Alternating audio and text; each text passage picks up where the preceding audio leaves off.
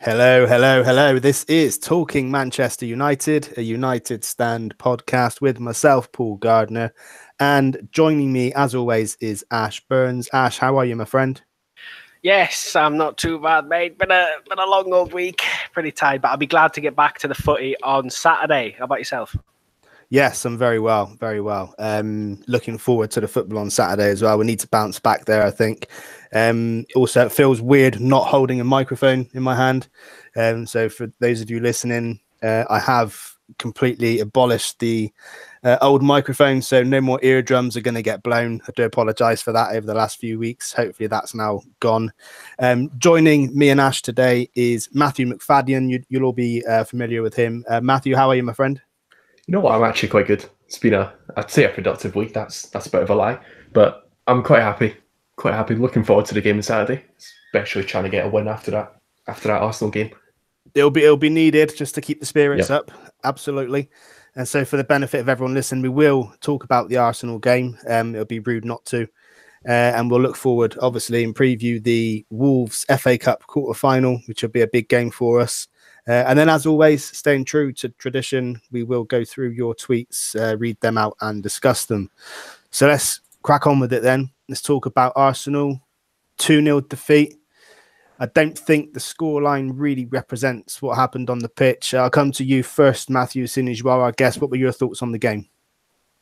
Yeah, I think like most fans, I'm not really too cut up about that loss. Obviously, we're all annoyed that we actually lost to a rival, but at the same time, like we created a few chances. The penalty, let's face it, wasn't a penalty. And Arsenal's first goal was just a moment of absolute madness from De Gea. So, in the grand scheme of things, really, they didn't absolutely dominate us. It's just one of those days where finishing just wasn't good enough. And I don't really feel like it's anything to really worry about because the games before that, our finishing has been absolutely fantastic. So it's just a game that you can really say, we just weren't good enough in the day. Let's just move on. Yeah, I wouldn't disagree with that. I think we did make a slightly slow start to the game. They did come at us quite quickly, which I guess you could expect. We did, I think, these are Ash's words I'm going to use now. PSG hangover, as it were. Ash, what were your thoughts on the game? Would you agree with the suggestion that the scoreline didn't represent what happened on the pitch? Yeah, I go along with that. I think it was, as you've said, it was just one of those days, and it seemed to be one of those days after the first 5 minutes. It was, it didn't reflect what happened. I think, Arsenal played some okay stuff, but they never really looked like a very sort of imposing threat going forward. And I thought they were decent at the back, considering what I've seen from them over recent months. And I thought, was it Maitland-Niles? Was he playing at right back, that young lad? Yeah, he was indeed. Yeah. He had a very good game. So fair play to him. But yeah, I just thought it was one of those days. It was, I've spoken a lot about, team performances and then individual performances dragging us through a poor overall team performance. And I think it was one of those days we didn't get anything. We didn't get, I don't think anyone really shone on the pitch. We've had games where we said, well, we were poor, but so-and-so had a fantastic game. And I don't think anyone had a very good game at all. And I think it was one of those games where all of our forwards just didn't seem to be firing. I think Lukaku, his foot seems to have turned back into a Toblerone bar by the looks of it. He missed so many chances. Rashford he just looked knackered, and he just didn't look at the races. I think he's probably been playing too many games, and I'm hoping that we give him some time off. Obviously we're going to need him. He's been in form under Ole, but I think he needs a little bit of rest. I know he's only a young lad, but still it's going to take his toll, and the manner of which he plays. He's such high energy, such high tempo, and everywhere in the pitch. So I think he needs a bit of a rest. And when those two are your forwards, and we rely on them so much, with not many goals coming from the midfield, and Pogba seemed to have not been playing so far forward against Arsenal. Maybe that was because of the lack of Herrera or what it was. But yeah, it was just everything was against us. I thought that was, as Matthew said, dodgy keeping from De Gea. Granted, it did swerve, but on any other day, he's adjusting and saving that.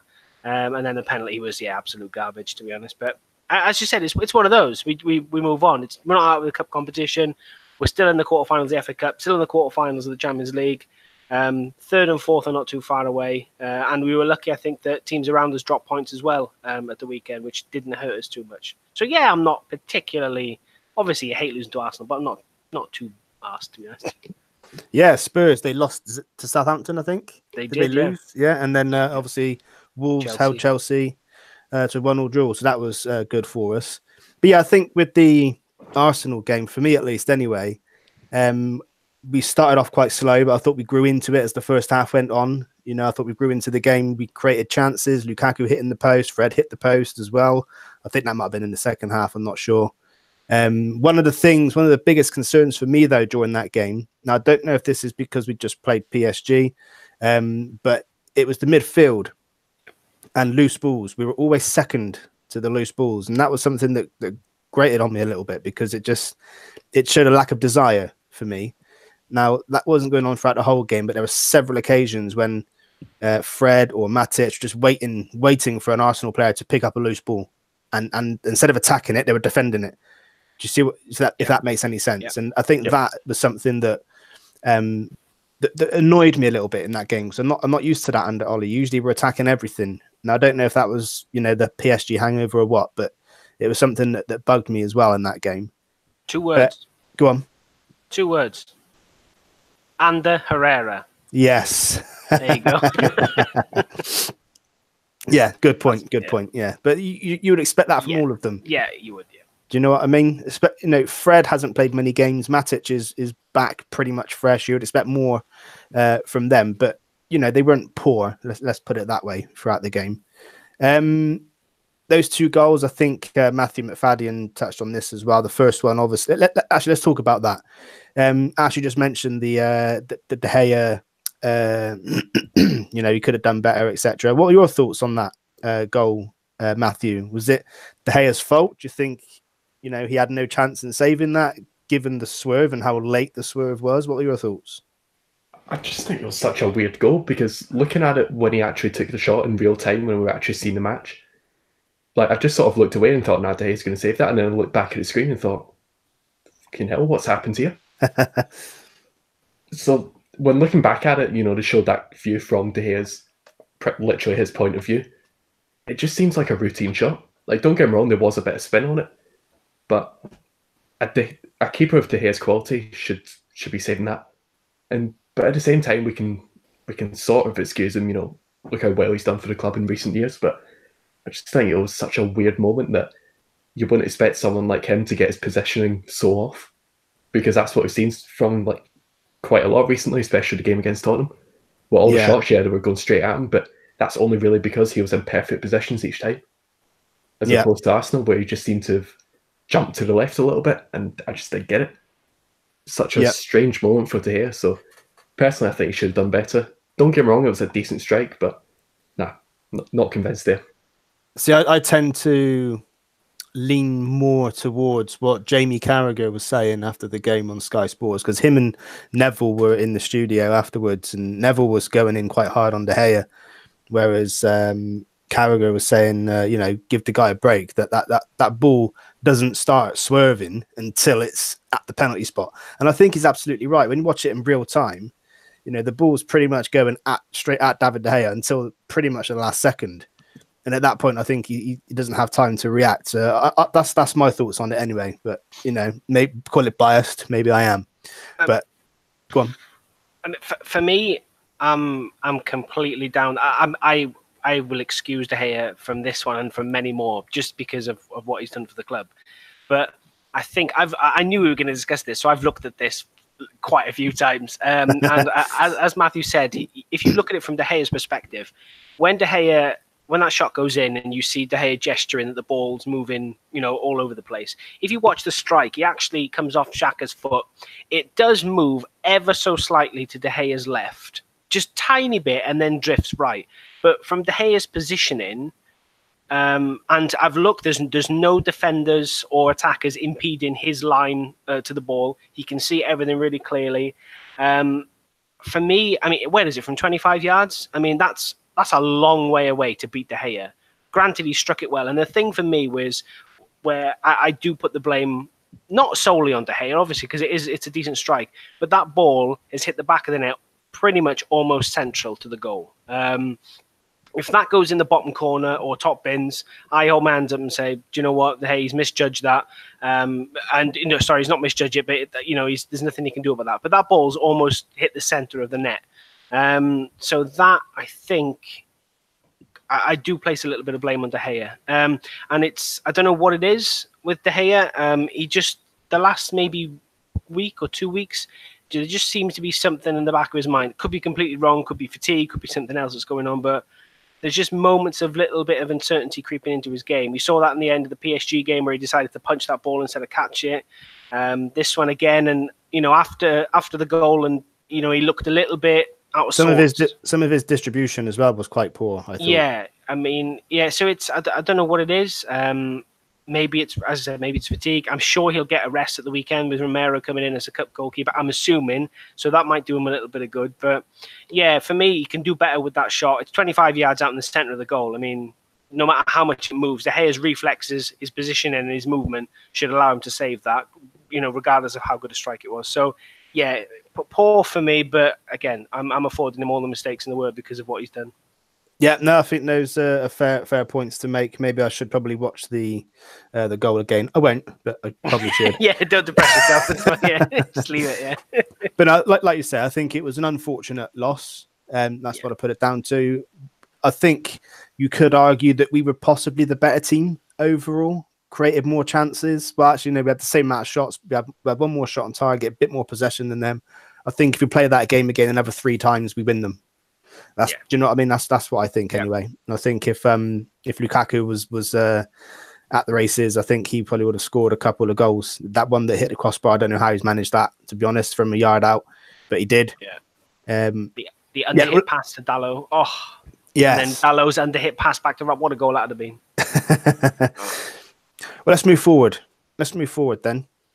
We've got an FA Cup quarter-final coming up this weekend, Saturday evening. It is. I think it's 7:55 kickoff, a bizarre kickoff time. Yep. Away at Wolves. Ash, take it away. Yeah, so I think it was one of those when the tie was announced. It was one of those that, from me personally, I was happy that we didn't get any of the top sides, but this was the sort of second worst thing that could have happened. Those who watch the Premier League know how much quality was on that side, how well they've played against the top 6 sides. So it's going to be interesting. Obviously, away from home, them firing, they're going to be right up for it. They've got a very good squad. And looking at their previous results, going back a few games, 1-1 against Chelsea, a 2-0 win against Cardiff, a 1-0 loss against Huddersfield, which is an interesting one, a 1-1 draw against Bournemouth, a 1-0 win over Bristol City, and a 1-1 draw with Newcastle. So we seem to be doing this most weeks, to be honest. It's one of those that they seem to be conceding almost every game, but scoring every game as well. But with the quality they've got, with their attack, I think defensively, I think they are there to be exposed if our attackers are on form. But yeah, I think we certainly need to keep their forwards quiet because Diego Jota and Jimenez seem to be finding the net and causing problems for most defenses when they go. But any elaborations on those danger men? I've noted Diego Jota and Jimenez. Any more? Obviously, I know one name you're going to say, but yeah, Matthew? I'd probably say I doubt you'll start, but Adama Traore. Yeah, he's like a little Spanish Usain Bolt, the guy. Like, don't get me wrong, his end product is absolutely non-existent. He's got like 1 goal this season, but every time he gets on the ball, you just think, oh, bloody hell, what's he going to do here? Yeah, I agree. I've got him down as well. And I think as well, the right wing back, Matt Doherty, who for a wing back seems to find himself in the box almost every single game. Seems to be a bit of a goal threat from that position, as weird as it sounds to say. He's been, key in that defence. Yeah, I agree. Paul, another name you want to add? There's a few names I've picked out here, but when we're talking about Wolves, I mean, we've got to remember these are the best of the rest, as it were. In the Premier League, they're 7th in the league, and as you quite rightly pointed out there, they're scoring and they're conceding, but no one's scored more than 1 goal against them in their last 6 or 7 fixtures. So they're defensively solid as well. We know that they're capable of scoring goals, as you've just mentioned as well, and obviously Raul Jimenez is going to be their main threat. He's their top scorer with 12 goals. And you've got Diego Jota, 6 goals. Both of them as well, bagging assists. You know, Matt Doherty, I think, did you just mention him, Matthew? Yeah. Yep. Yeah. He's in there with joint second or joint third most assists. Yao Martino, Adama Traore, Ruben Neves. They got a quality team. All of those players can cause us problems. So it's definitely not going to be an easy game. Yeah, I'm glad you mentioned Traore as well, Matthew, because he's one player that I did highlight. Obviously, his end product isn't great, but I think if they stick him down the left, he might not play down the left, but if they do against the likes of, I know Ashley Young will be playing, but Diego Dallo, who also likes to get forward, could be a bit of a gap at the back. And it's interesting they like to play 3-5-2 as well, which is what they've been playing predominantly in the bigger games, I think, for a little bit more cover. So, again, that could maybe give us a little bit of room down the flanks, but it all depends on who's fit in the midfield. If they're going to pack the midfield with 5 players, I think we can't really afford to be playing too much inexperience in there and too much inconsistency as we've seen over the past couple of weeks. So looking at United, who have you got down for your starting 11s, boys? Should we take it? Should we do our goalkeeper defense, then go through the midfield and then go through the attack? Yeah, fine. You'll go first then, Matthew? All righty. Or Ash, whichever. Yeah, Matthew, go first. All right. Romero in goal. Has to be him. He seems to be all the cup keeper, so nothing wrong with that. Apparently, Ashley Young has a suspension for this game, if I'm not mistaken. So DeLone right back. I don't think anyone else is really going to start there. I'd keep Lindelof and Smalling because we've got an international break after this. Might as well put out a strong team, and then look short left back. I think that's how it's going to be, really. I'm with you with that. To be honest, that's pretty much what I've got as well. Yep, I've gone with the same. Lovely stuff. Moving into midfield then, and this is, I think, where it's going to be the most interesting, and I think the most important of how we set up. I think there was some rumours that Jesse Lingard, Juan Mata and Ander Herrera were training again. I heard somewhere that Ander Herrera could possibly feature in this game. Not confirmed, though. But with that news, any changes to the midfield, and who are you going for first? Paul? I'm going with and I'm going with Matic, Pogba, and Fred. Matic and Fred playing as a 2 with Pogba playing more centrally in front of them. Interesting. Matthew? It feels a bit of a weird one because personally I kind of want to see Ander Herrera come back. I think I should probably point out as well, if I was confident that Herrera was going to be fit, then I would definitely have put Herrera in there. Probably instead of Fred, although I would quite like to see Fred stay in the team because I think he's done all right in his last couple of games. He seems to be growing into the role a little bit. Not quite there yet, but getting there. Yeah, I think if Herrera's not fully fit, then Fred would probably start for me. Again, like you, I'd go for the 3-man midfield, so Pogba's obviously going to play. As for the defensive midfielder, I think Matic was just a bit of a passenger against Arsenal. He didn't really offer much, and never thought I'd say it, but I'd start McTominay over him. Yep, I'm with you on that. I thought Matic coming back into the team, I thought maybe it was a little bit too soon in a game of that maybe pace and tempo, especially playing the likes of Arsenal, and we like to move the ball quickly through the midfield. I thought he did it, just the play just bypassed him at times. Yeah, for me, I've gone with, I think Pogba obviously should be playing. If Ander Herrera is fit, he's the first name on the team sheet for me. I think we did miss him massively against Arsenal. So if he plays, if he's fit, he plays for me. If not, either Fred or Pereira. If not, but I like what you said about McTominay. I would rather play McTominay over Matic as well, just for the energy and the legs in the midfield as well. Because if Wolves are packing a 5-man midfield, we've got to be careful on who we commit into the midfield then. With Matic, obviously, hasn't got the legs and the energy, anymore. Well, has he ever? I don't know. And yeah, I like what you said about Fred as well, because we had a bit of a disagreement on Twitter about this. 3 of us were involved in the Arsenal game, because I thought Fred was our best midfielder. Don't get me wrong, I don't think he was fantastic, but I think he was the best of a bad bunch, I'd say. As you said, he seemed to be growing into that role. I think he had the most interceptions, the most tackles, the most balls won back, I think, or something. And I just thought he filled that Herrera role fairly well.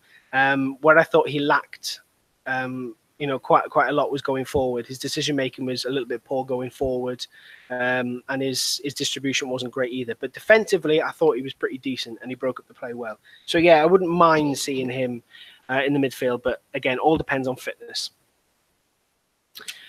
Moving into attack, then I'm assuming all of us are going for a front three of some form. Then, yeah. So Matthew, who have you got in your front three? To be honest, even though Lukaku frustrated the life out of me against Arsenal, I'd probably start him again. However, I'd start him on the right with Rashford up top. I'm not sure what the situation with Martial is, actually. I think he's fit. He came on against Arsenal. So he did. He seemed right, yeah. So Martial on the left then. Rashford down the middle and Lukaku off the right. Yep. Okay, Paul. I've gone with a front three of Rashford, Lukaku, and Martial. As much as I would like to see Rashford play as the central striker, I think whilst Lukaku is going to be in the team, it will be him that plays as the central striker, because I think that Solskjaer would rather have the pace down the flanks. Yeah. Now, I've gone with Martial on the left, Lukaku down the middle, and Tahith Chong on the right-hand side. Only reason is, obviously, it's probably not going to happen, but I'd like to see Rashford get a little bit of a rest. I know there's an international break coming up, but he's likely to play for England in that international break as well. And I wouldn't want to burn him out or overwork him into an injury coming up to such an important part of the season. So it might not be. A lot of people have talked about Greenwood as well. I did hear he was ill though, which was quashed very quickly by one Andrew Southwick. I heard he was ill. That's why he didn't travel to. I can't remember. Was it like a European game with the under-19s or something? But yeah, that's what I go with. Just to give Rashford a little bit of time off. He might come off the bench second half or something. But yeah, that's it for me. Predictions, gents. 2-1 United. I like it. I think we'll be the first team in the last 7 or 8 weeks or whatever, 6 or 7 weeks, whatever it is, to actually score more than one goal against Wolves. Nice. Like the confidence. I've gone for the exact same prediction. 2-1 United. 2-1. Yep. I've gone for 1-0. I just think Wolves might be a little bit resolute. I think Lukaku will miss about 12 chances. And then a Scott McTominay overhead kick in the 96th minute. Easy. So I don't think Wolves will be too defensive with it being a knockout competition. There's no second leg or anything, is there? It's just one leg, and it'll be do they still do replays? I can't keep up with the rules. Not after the 5th round. I don't think they change it, didn't they? Exactly. So it's do you know what I mean? So I don't think they'll be too defensive. They might be to start with, but if we can get an early goal, then that's going to force them out if they want to progress. And I don't see why they wouldn't. They're having a decent season. Yep. They might fancy their chances with it's only us and City left in it, really. When you think about the big boys, so they could fancy their chances, especially against us, because you just don't know with United at the moment. No, that's so true. Good, happy, absolutely, marvelous. So we can fly over to Twitter then. Let's do it. So, as usual, tweeting out, recording the podcast. What would you like us to discuss? Top of the shop then, Mr. Southwick, Speak of the Devil. Andrew. What did you think of Mason Greenwood's performance against Arsenal? And do you think it warranted another sub appearance? I thought it looked like he'd been playing with the team all year, personally. Do you want to go first, Matthew? You can go first if you want. Yeah, sure. Yeah. I think he was the only one who actually showed some kind of energy. When he was getting on the ball, he'd often pop up in tons of different positions. Like there was times where he'd always been playing as right back, putting in a couple of tackles, getting the ball from there, and just sort of experimenting with it really. So it's actually quite refreshing compared to what we've seen from. I mean, Martial when he came on did absolutely nothing, if I'm honest, up until the very last minute where he should have got a corner. But yeah, Greenwood's I thought looked actually really lively. Thought he looked up for it, and considering he only had 10 minutes against a pretty good team, impressed me. Yeah, Paul? I was very impressed with Mason Greenwood, to be honest. I thought he looked very confident on the ball. And do you know what? Every United player, youth player who's come into the team over the last couple of years has always looked the same. In terms of their confidence on the pitch, They look like they've been playing there for so long. And I think we can owe a lot of that to Jose Mourinho, who brought these players into the squad to train with them since, very early on. So they've been in and around the first team squad for so long, which is why they look so comfortable when they come onto the pitch and play with the players, because they're used to them. They're used to being around them all the time. So I think we do owe some of that to Jose. I'm sure it happens with previous managers and managers across the Premier League, some of them anyway. But I think that's why when they come on the pitch, they look so comfortable, because they're used to being around the players in the squad. They train with them. They know what to expect. But yeah, I do think he composed himself very well. I like the fact that he was confident enough to take the ball forward, run with it, looking for a pass. I thought he linked up very well with some of the players. He tried playing a couple of 1-2s with Martial. Didn't quite, work out, but it doesn't always work out, does it? But no, I thought he was very good. And I think that, yes, absolutely, he's definitely warranted another sub appearance. Hopefully we'll get to see him against Wolves.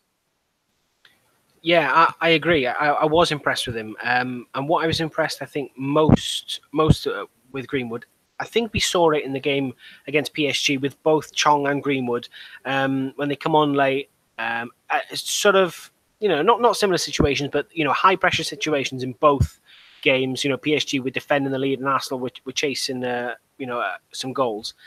What I thought in the PSG game was both players, they showed their age a little bit, in terms of when they got the ball, they just tried to use their pace and their youth, and just to try and run out of trouble if it was, and made a few little mistakes, which is it's going to happen as they were so young. But what I liked in the Arsenal game with Greenwood was his decision making was surprisingly mature, and in some of his play through the lines especially.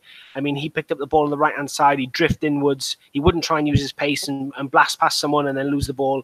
He'd be looking up, he'd be picking the right pass most of the time, and his link-up play was decent. As you said, he probably caused more issues than Martial when he come on, just for his movement and his transition through the lines. So he did impress me. I do think he warrants another start, because I think with a talent like him, approaching the end of the season, not obviously right at the end of the season, but we're getting there.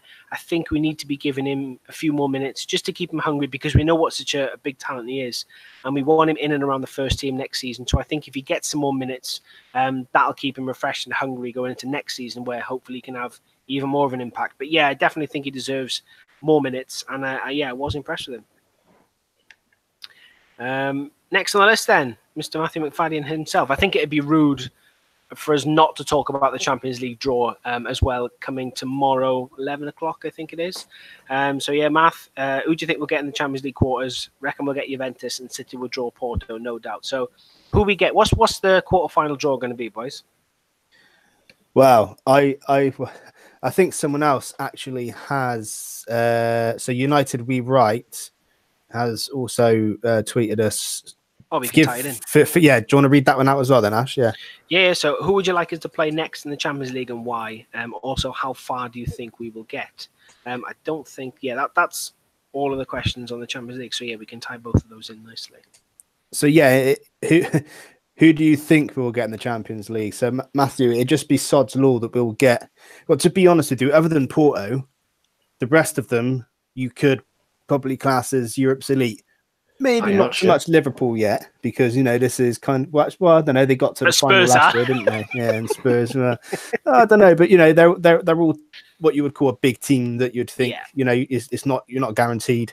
I mean, you're never guaranteed to win, but at least with Porto, we would. I think it'd be fair to say, and I don't think many people would disagree with me on this, that if we drew Porto, we would go in there with a bit more confidence than we would against any of the other teams left in the draw.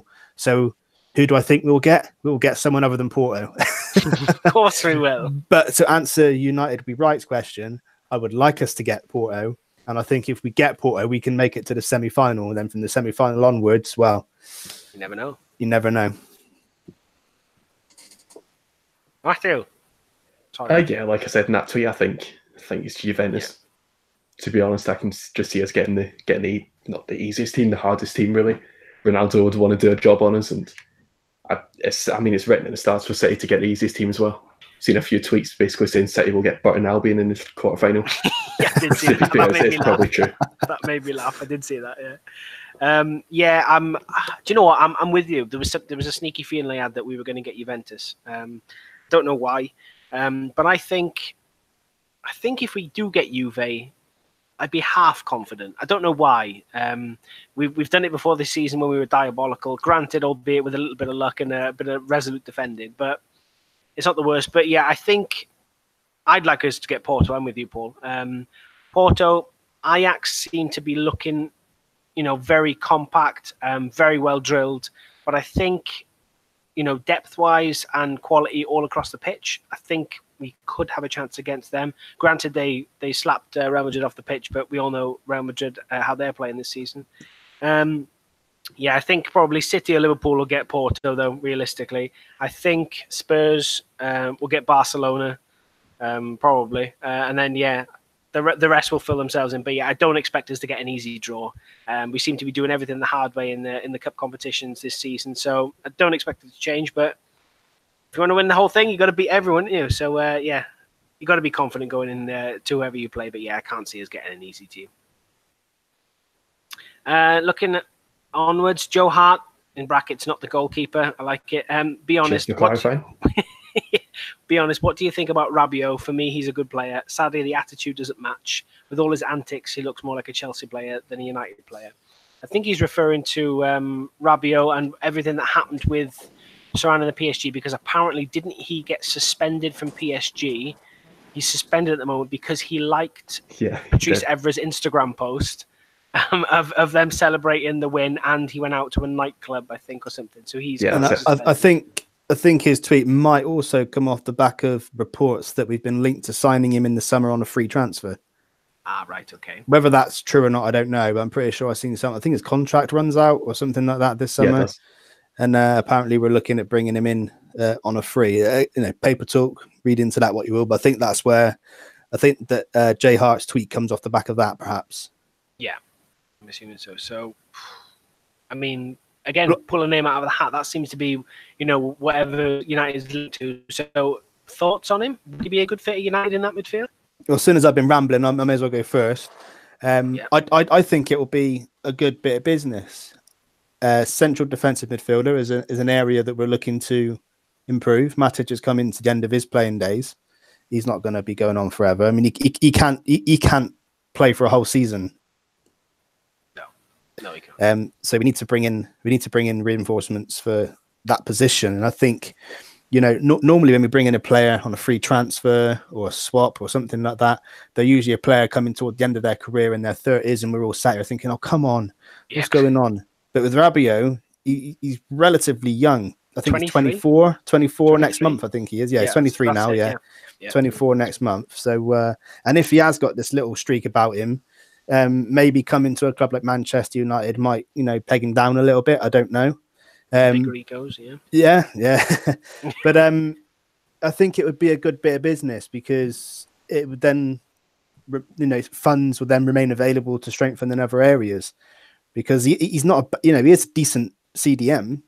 At the moment he's got Paredes and what's the Italian guy's name, Verratti, to contend with. So it's not easy for him to get minutes. So I think on a free, that would be a good bit of business for United. That's my feelings on it. Matthew, agree, disagree? I'm not too sure. I'm a bit torn on this. Obviously, when you get a free signing of a player as good as him, then you're going to look at it. But for me, to put it as bluntly as possible, he's an absolute brat. I think his attitude is just terrible. I mean, there's obviously reasons why he's been kicked out of the team for pretty much the whole season. I think it's since like November, end of October, something like that. Yeah. He's just been banished to the under-23s, and there's major question marks about that, but can't deny that he's going to be a massive upgrade on the likes of Nemanja Matic and McTominay.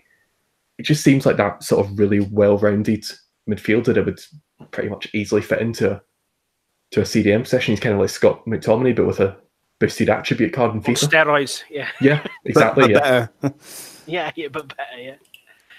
So I don't know if I'd take him as first choice, but for me, I'd always seen him going to Barcelona. But now that they've got Frankie de Jong, I don't imagine them going for both of those guys. So could be a bit of a chance of getting him. But yeah, attitude and all that just seems to be a major red flag.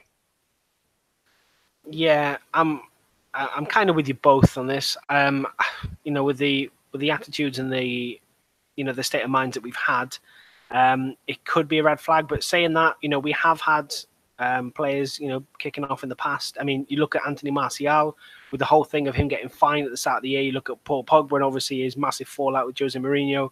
You could say there's some conflicting personalities in the dressing room there. I mean, Solskjaer seems like, if I'm assuming going to be taking over full time, he seemed at the time a type of guy who can nurture, that sort of personality. Whether he can do it or not with Rabiot, we don't know. But for me, it's a decent player at a young age for free. So and you got to look at our midfield situation, like Paul said as well. And Nemanja Matic, for me, he doesn't play next season. Hardly any. If it was up to me, I think he's aging. He's slow. He's too slow at releasing the ball. I think he'd be an upgrade. I'm assuming we're going to go in the market for a decent central midfielder. I'd like to get someone else as well as him, maybe. And then we've got options, we've got competition, and maybe that'll spur him on as well. So on a free, I don't think you can argue, even if it allows us to bring him in, tie him to a contract, and maybe sell someone else on. Maybe if Fred doesn't work out, maybe we can recoup some of the money from him, or even if we do buy Rabiot, keep him a year and then sell him on with a decent contract on his name. I don't know, but yeah, for me, age play on a free, yeah, I'm having him.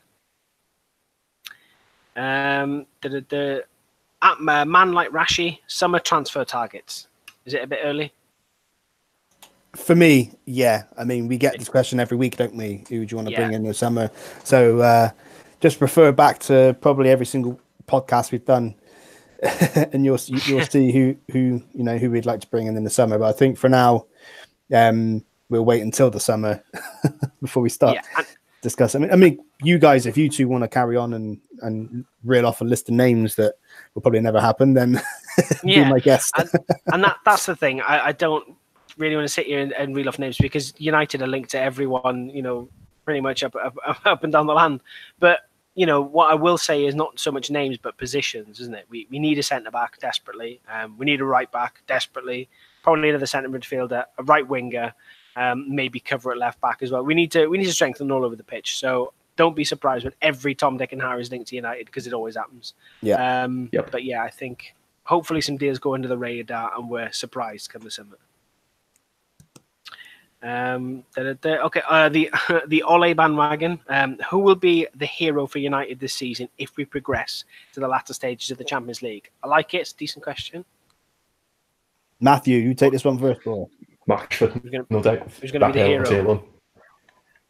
Yeah, it's got to be Rashford for me. He seems like that sort of person who doesn't let the occasion get to him. Sometimes he's shown that, sometimes he hasn't, but just purely for that penalty. Yeah, Paul.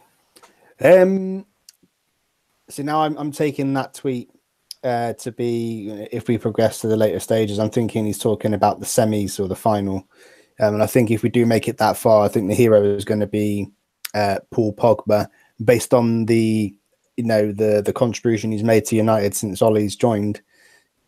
Massive part of our goal scoring record with his goals and assists, and I think he'll continue that through to the end of the season. And I think he will be the hero for United should we get that far in the competition. I think it'll be largely down to him. I'd love it. I'd love it to be either of those, Rashford, Pogba, even Martial if he's on form. I'm going to say that David De Gea, if we do get that far, just for the caliber of the guy. I mean, I'm hoping this isn't coming off some dodgy patch that he's going to go on. But yeah, I mean, you can't knock his quality and his ability and the amount of points and games he's won us over the years. So I'm saying if we get that deep into the Champions League, I think he's going to be massive for us, especially in away legs we're under a lot of pressure. Next on, Josh Shaw, Bale for Sanchez, straight swap? Question mark. It's not going to happen, but just I'm assuming hypothetically. I mean, to be honest, I'd take anyone over Sanchez at this point. Yeah, that's true. But Bale though, really? If this was about 3 years ago, I would have said absolutely. Yeah. However, I mean, his injury record is absolutely horrendous. He's just not really, apart from the Champions League final goals, not really done anything of any note in quite a few years. He seems to be one of those players who's just peaked ridiculously early, and it's just been on a bit of a decline since. So to be honest, I'd avoid him, but if it was a last resort, then yeah, sure, why not? Okay, Paul? Well, it's just like swapping one sick note for another one, really, isn't it? When you're talking about Bale and Sanchez, I'd rather have Bale than Sanchez, but no, it's a no from me. Well, I'm a proud Welshman, so it's yes all day. if it's, I wouldn't give Real Madrid a penny for Bale. I don't want him at any cost if we're going to pay a transfer fee. But if hypothetically, if it's a straight swap for Sanchez and Bale, I'm taking Bale all day, every day. Granted, he is a massive sick note, but on any given day, you can pick up the ball 30 yards out and ping one in top bins, and that could be the difference. Plus, he's a Welshman again, as I said. So yeah, I'm having Bale over Sanchez every day. And then to cap us off, then Robin Kenston, if you had to buy 3 players older than 30 in the summer, who would you pick? That's a fun one. Yeah, that's an interesting one. Okay. Matthew, do you want to go first? I can already think. I can think of names that are over 30 at the moment. I've got 3 in my head straight away.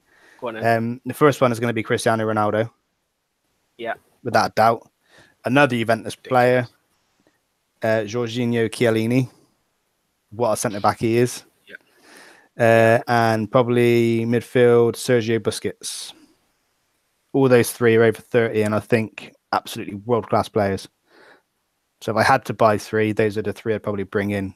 1 in attack, 1 midfield, 1 defence. Interesting.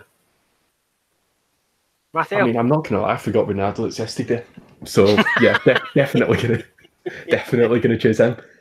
Yeah. For centre back, I mean, there's 2 names that probably would be, well, actually 3 maybe: Godin, Chiellini, or just for the absolute piss boilery, Sergio Ramos. Sergio Ramos. Yeah. I knew you were going to go for it. I don't care if he has the worst season of his career, just to annoy the Scousers. That's a good one. The other player, no idea. I thought you'd say that. Yeah, for me, it's probably Ronaldo. All day, every day. Maybe Bonucci. I mean, he's a little bit younger than Chiellini, I think. I think he's only like 31-ish. We need a decent defender. Again, mixed seasons. And then, who would I have? Do you know what? I was playing with the idea of Sergio Messi's 32 years old. Yeah, I mean, yeah, why not? We'll have Messi as well. Yeah, we'll take him. He might get into the squad over Sanchez, but we're not guaranteed anything. Yeah, so there's my 3. Really, that finishes us off nicely. Excellent. Well, I think that's been our shortest podcast in a long time. I think that's only been running for about 40 minutes or so. But that's fine. I'm not going to complain about that. Matthew, thank you for joining us. Do you want to give out your Twitter details and your Etsy store details? Yeah, sure. Twitter's @_Matthew, so MAFFO. And yeah, go to offsidegraphics.com as well. Made a print based on that Man United comeback, and it seems to have done well so far. So cheers for that to whoever have bought posters. Excellent. And Ash, thank you as well for joining me as always. Thank you. Yeah, Twitter's @AshBio, ASHBOIO. I didn't say give out your Twitter details. All right, fine. Would you like to give out your Twitter details? Thanks, yeah. Thanks. Cheers for that.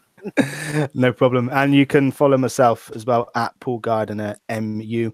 Also follow the podcast Twitter account @UnitedStandPod and the main United Stand account @UnitedStandMUFC.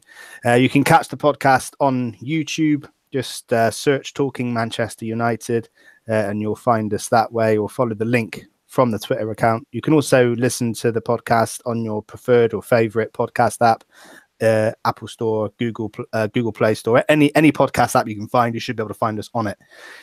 So thank you all for listening. Thank you for your tweets, etc., etc. We will be back next Thursday. I'm sure we'll be back next Thursday, won't we? It is International Week next week, isn't it? Yeah. I'm sure we'll find something to talk about, even if it just previews the next game coming up. So we'll be back next Thursday. Thanks again, everyone, and we'll see you then.